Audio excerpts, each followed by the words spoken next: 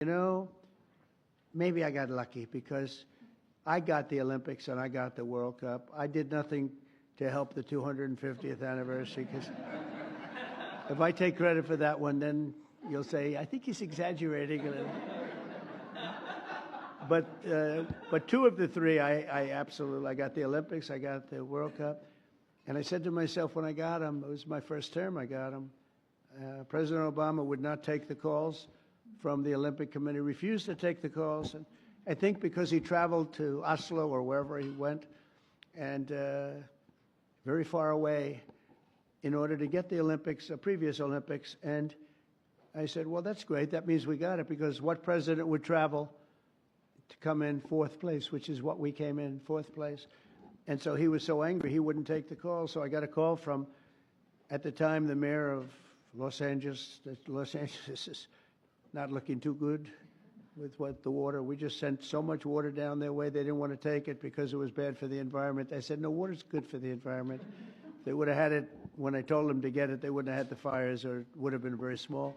But we took so much, and we were looking at the Olympics. We were looking at other things, and Obama went there, and all that travel, all that everything. And think, who would go there unless you know the answer? You have to know the answer. You can't be embarrassed as president. No president's ever done that.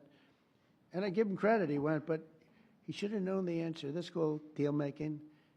And he didn't. And they put him at fourth, and he was so angry that it hurt his whole thing. He didn't want to talk to anybody. So I got a call from the mayor, and he said, sir, you're the president-elect. I was president-elect at the time. The president will not speak to the Olympic Committee, and I understand that, but a little bit his fault, I guess. He was very embarrassed by that.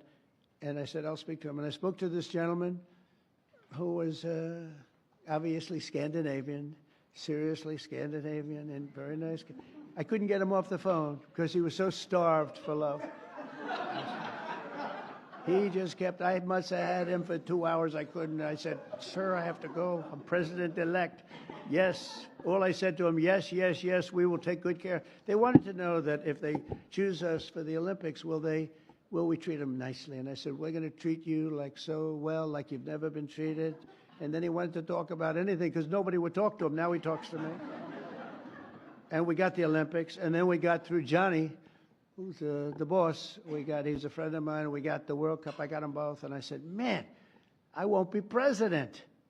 I got the Olympics and the World Cup, and I won't be president. And they're going to forget that I got them. Nobody's going to mention it because, you know, a little bit, that's the way life is. And then they rigged the election. And then I said, you know what I'll do? I'll run again, and I'll shove it up their ass.